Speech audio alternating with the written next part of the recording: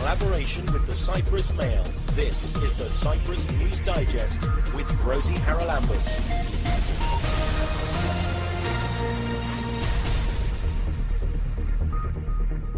This week we're concentrating on regional stability, hydrocarbons and financial policy.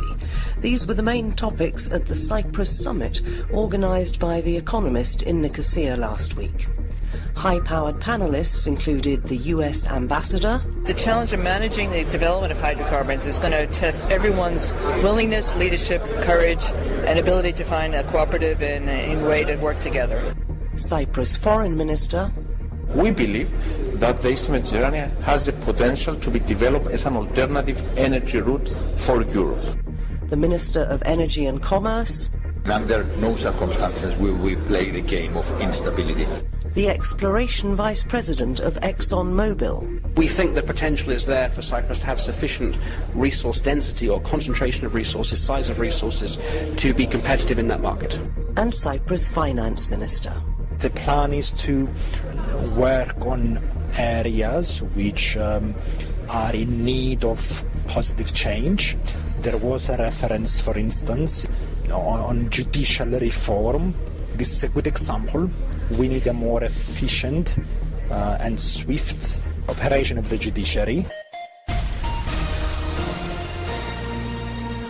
Last Friday, government ministers, high-ranking officials from hydrocarbon companies and financial institutions and many other people gathered at the Hilton Park Hotel in Nicosia for the 14th Cyprus Summit, organised by The Economist.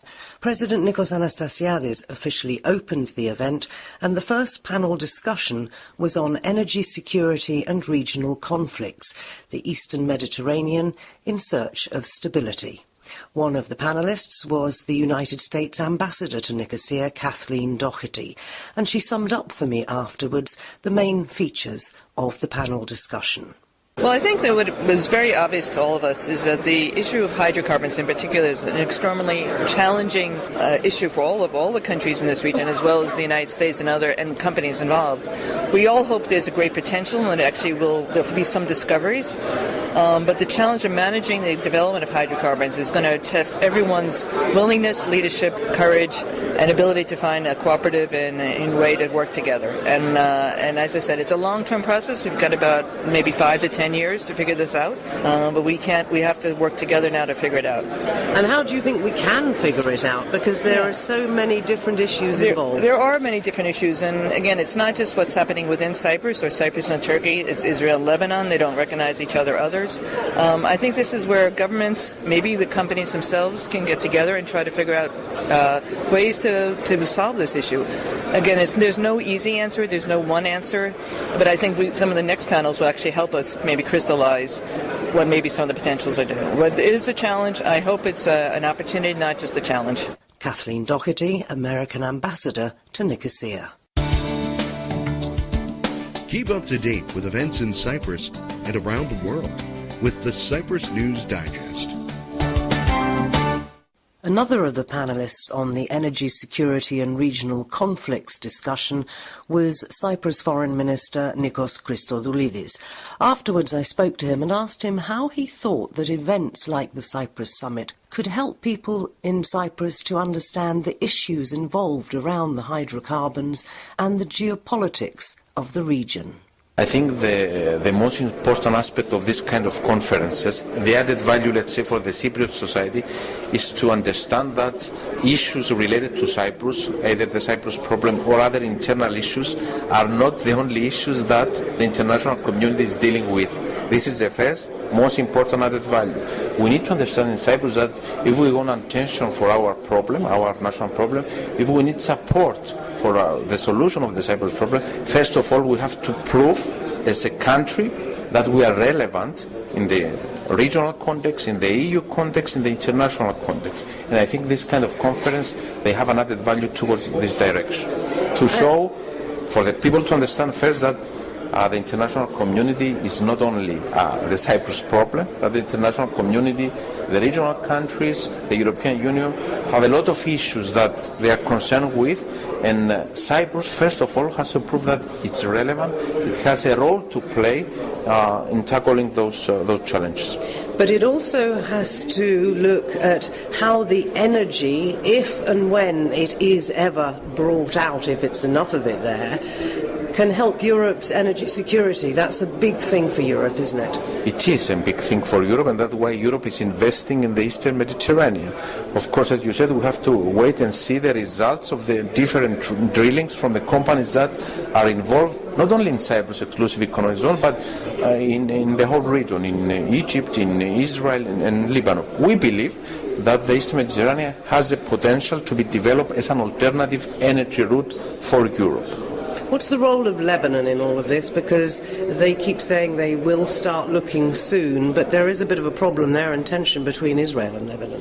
Look, it's not it's not right for me to say the concerns of either Israel or Lebanon. What I can say, which is publicly known, is the fact that very recently the Lebanese government have its first licensing round, and there is an interest from giant oil and gas companies that they already express an interest, and they have licensed certain blocks in Lebanon's exclusive economic zone. And what about the negotiations that Israel has asked for a bigger cut of the Cyprus finds that are literally next door to those in Israel? We are in negotiations with the Israeli side. I have to say that we are very optimistic that pretty soon we are going to have a positive outcome. Okay, that doesn't tell us much. Why are they asking for more? It's not right for me to say publicly, when negotiations are taking place, what are the main issues of discussion. So let's wait, and as I said, I'm very optimistic that we will reach a positive outcome pretty soon. But it will, whatever happens, reduce the revenue for Cyprus? No, we have to wait. I insist, we have to wait to see the final outcome. Cyprus Foreign Minister Nikos Christodoulidis. In collaboration with the Cyprus Mail, this is the Cyprus News Digest with Rosie Charalambous. Energy Minister Yorgos Lakotripis spoke at the second panel of the day on the Eastern Mediterranean energy bonanza, and he emphasised the importance of cooperation as opposed to confrontation. Absolutely. The mere fact that these companies are here and they are investing millions, sometimes in the billions, of investments to produce, to explore, discover and produce gas, attests to the environment where they operate here in Cyprus. And this is exactly what we're trying to build with all these tripartite, sometimes quadripartite relationships with our neighbors. It goes a long way for these companies to operate and know that they're operating in a stable environment. And under no circumstances will we play the game of instability, as I mentioned also in the panel. What about the prospects, though, for investment, assuming that the finds are of a substantial volume and that the future's looking brighter? Because it's not just about getting the hydrocarbons out and selling them. Absolutely. It's also, if that happens, going to offer the entire country a much wider possibility for infrastructure and other investment coming into the island. We've identified the benefits for the country in three different layers, let me put it this way. In the more short term, where exploration is happening as we speak, we're seeing a lot of investments happening in shore-based facilities, in infrastructure being operated from the island, not only to support the Cypriot operations, but in many instances to support generally East Med operations, and that's how we're positioning Cyprus. This is in the short term. In the midterm, the benefits, of course, that we will see is the benefits from the sale of the hydrocarbons themselves, right? So that's key. And that's in the midterm. In the longer term, and what we aspire is for Cyprus to become a knowledge-based economy centered around the oil and gas industry. So take advantage of the human talent that exists in the country to be able to all those services that today we have to import, technical, financial, legal, logistical to be able to export them ourselves. So multiple layers of benefits for the country, including, of course, infrastructure. For example, we are now in the design phase for a new energy port in Vasilikos that will not only service what we do in the Cyprus Exclusive Economic Zone, but from what we are hearing from the companies, potentially also other operations in other countries. Exactly based on the geography, on the legal, on the regulatory regime that we have, that we will continue to enhance. You'd never mentioned, though, the price. It's the one thing that we have no control over, and the increasing move, particularly in Europe, but also elsewhere, for renewable sources of energy, for electric vehicles and hybrid vehicles and so on. If the price drops reasonably dramatically within the next couple of years, could it be that there's no point at all in extracting those hydrocarbons? Look, first of all, let me say that we fully embrace the move towards renewables and cleaner energy. Yesterday in Parliament, I preliminarily outlined some of our plans for accelerating the introduction of renewables, particularly so with households. We feel it's not only a way that we can help households reduce their price of electricity, but it's also a way for us to help us achieve our goals with regards to renewables and environmental targets. Having said that, however, these companies that you have seen, some of the biggest companies in the world, and we should say oil companies in the world, are here because there will be a very long transition to renewables. So the green future is not happening tomorrow, right? There is a big transition which is happening from more dirtier methods of generating power, such as coal, to renewables, and the bridge between that is natural gas, which is a much more cleaner source of fossil fuel, right? The move to renewables is inevitable. It's just a matter of how do you get there, and this is why you see these oil companies ready to invest in the frontier exploration regions such as the Cyprus Exclusive Economic Zone, exactly because you've seen the charts with the demand of natural gas. It's exactly because it will play that bridge role between dirtier ways of generating energy to a much more cleaner future. You sound very optimistic. I am very optimistic about where we are headed, right? Of course, a lot with regards to the oil and gas will depend on the exploration phase that will be moving again very soon, right? But overall, when you see these companies, right, talking about Cyprus, it's not the government talking or anybody local talking. It's these companies who have come here to spend hundreds and hundreds of millions to try to generate the wealth that we all hope the Cyprus seas possess. Cyprus Energy Minister Yorgos Lakotripis. Another panellist in the Eastern Mediterranean Energy Bonanza section of the conference was Tristan Asprey, Exploration Vice President for Europe, Russia and the Caspian for ExxonMobil.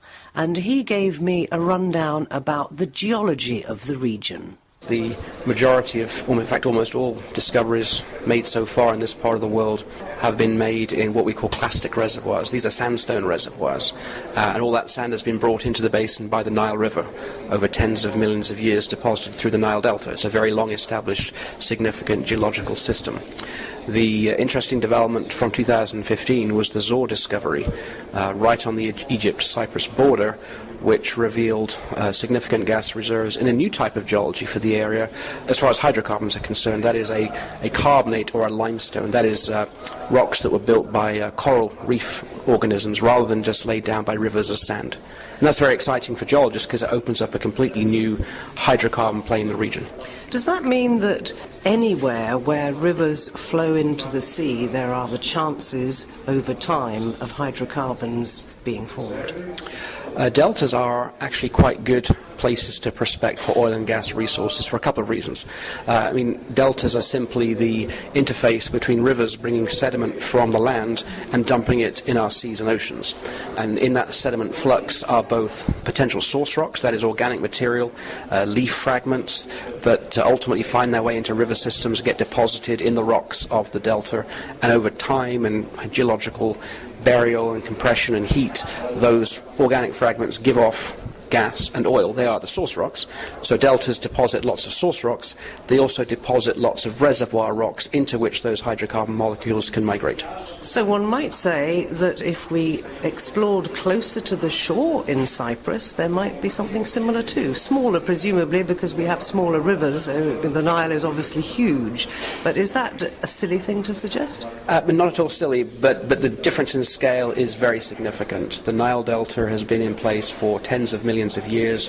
It's deposited thousands of cubic kilometers of rock, and the deltas offshore Cyprus are many orders of magnitude smaller. So it's by no means a silly suggestion, but you don't have the same sort of scale that can give you that geological generation of hydrocarbons. Which would make it a totally waste of time, basically, because it wouldn't be financially viable to extract. And let's talk about that, because you've got lots of things to take into consideration as oil companies when you look at A, where you should start hunting for hydrocarbons, and B, when you find something, how you assess whether it is worthwhile putting in those millions to actually get to the end thing of extracting it.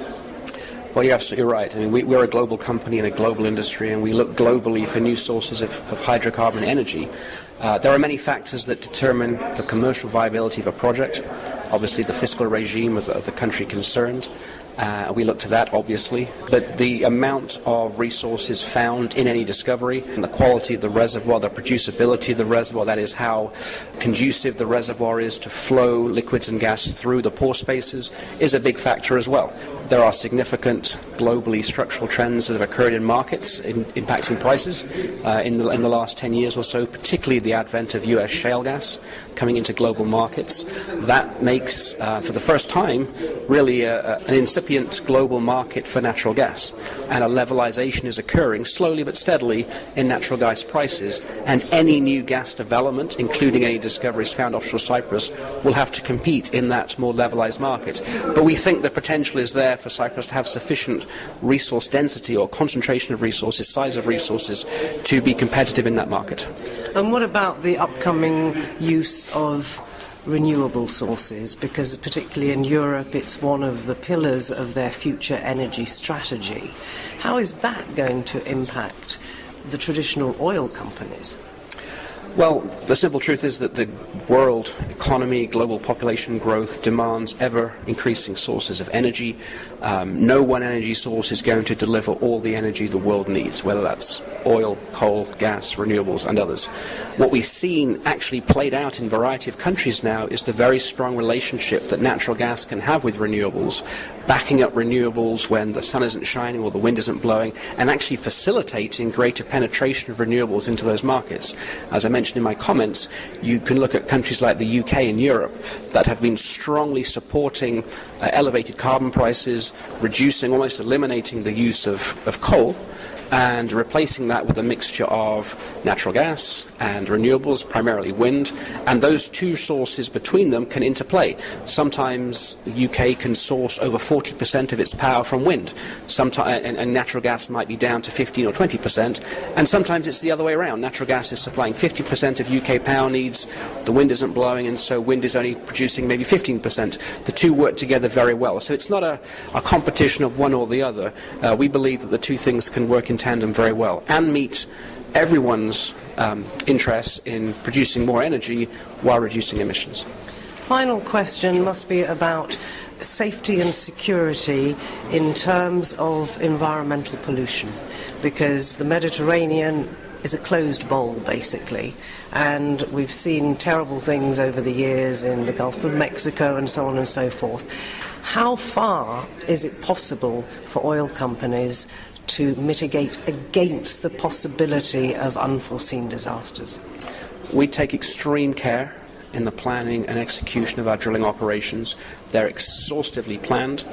Just earlier this year we were doing the sort of surveys that look for any potential shallow hazards, that is hazards on the sea floor, shallow pockets of gas which aren't very large but can cause issues. Those surveys are exhaustive. Our well planning is very, very exhaustive. We have multiple contingencies built into those, and we feel we can operate these wells very, very safely indeed. And while we're on the subject of security, of course, there is the geopolitical tension, let's call it, in this region, and threats by Turkey, who've stopped any from drilling last year, and we don't seem to know which way they might jump. How does that also play into your planning and, again, the security of your staff? We're obviously aware of the geopolitical tensions in the region. They've been around for many years, but respectfully, those issues that underline those tensions are for governments to discuss and resolve. We are contractors to the government. We're pleased to have been awarded Block 10 in the internationally recognised Cypriot EEZ. And frankly, we have to just focus on the safe execution of our upcoming drilling operations in Block 10, which actually doesn't lie in disputed waters. ExxonMobil's Exploration Vice President for Europe, Russia and the Caspian, Tristan Asprey. In collaboration with the Cyprus Mail, this is the Cyprus News Digest with Rosie Charalambous.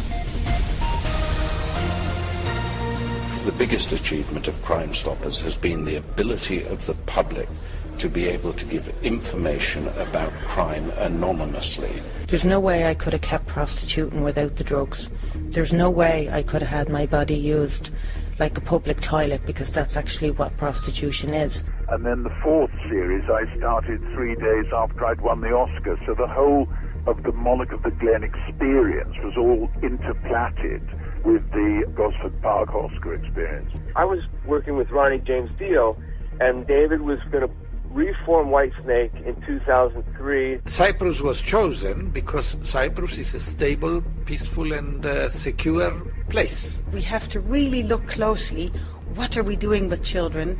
What are we doing with adolescents? And what are we doing with adults that can help them move into a more literate situation?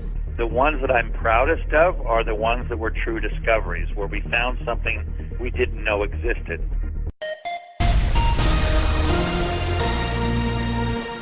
Next, I caught up with Cyprus Minister of Finance, Haris Georgiadis.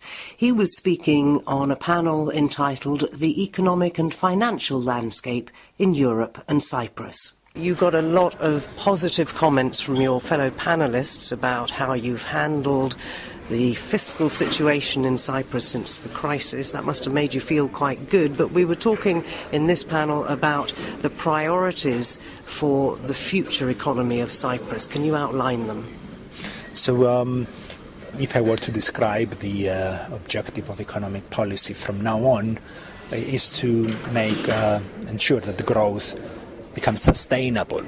The recovery has been more than satisfactory, growing for a third consecutive year with a growth rate which exceeds 4%. It's more than we could have expected. But the plan is to work on areas which are in need of positive change. There was a reference, for instance, on judicial reform. This is a good example. We need a more efficient and swift operation of the judiciary, for obvious reasons, but also for reasons which relate to the smooth function beyond recovery. I would say to the longer term smooth functioning of the economy. There was also a reference to higher education. Private universities, we are starting to work with them in parallel to our effort to offer support to the public sector universities to see private higher education emerging as a new strong sector of the economy. So, to summarize, from this point onwards, all our efforts will be in the direction of broadening the productive base of our economy, identifying and tackling one by one areas which continue to pose a drag. Which is, let's come straight to it, the NPLs. Huge problem still. And I think it's fair to say that you have put in place a plan to tackle them, but a lot of people have criticised it for being unfair. Because why should a wealthy professional person who's used his house as a collateral to buy a nice little holiday home on the beach and maybe has 2 cars in the garage, why should he benefit when a family that's been trying to pay back their loan and is struggling probably will not? So the example you mentioned will not be able to benefit. At the moment they can. No. So there is a clear set of eligibility criteria, income and wealth. So having a beach house and 2 sports cars excludes you from the scheme. This is not the main tool we're employing to tackle the NPLs, but it's part of the toolbox. We are spending money, we're spending taxpayers' money for a very broad range of reasons, including when it rains and when it doesn't rain, and we accept that every item of public spending could be scrutinized. But we are in a position where we have to see the big picture, and the big picture calls for additional action in this direction. We have been working very closely with the European Commission in fine-tuning this scheme. The final version has been adopted by the Cabinet only yesterday, and we expect the formal submission to the European Commission to happen over the next few days. Ireland tackled a similar problem with a mortgage for rent scheme, which meant that people could start paying rent to pay off their mortgage and eventually buy their own home back. And it was also done in such a way that the neighbours probably didn't know this was going on, whereas a foreclosure, of course, everybody knows. Have you considered that? Because Ireland has been very good at improving its situation. Yes, I mean, we are also encouraged by our own progress, as was mentioned on the panel. By early 2019, the stock of banking sector NPLs will be around 8 billion from a peak of 28 and 29. So I would in fact argue that given the size of our economy, progress has been equally significant. But there is still a problem, and we do have to tackle it, and a significant part of this problem relates to loans which are collateralized by primary residence. We take note of the critical opinions, but on the other hand, we also know that, for instance, opposition parties were setting the SD as a precondition for their support to the co-op deal and to the improvement of the foreclosures and insolvency framework. We also know that these loans have been non-performing so far, so obviously the banks have not been able to restructure and to unblock this problem which continues to burden their balance sheets. We have included the SDS scheme safely in our budgetary planning. We, as I have said, we have conducted an extensive consultation with the European institutions, and we are moving ahead. Cyprus Finance Minister Haris Georgiadis.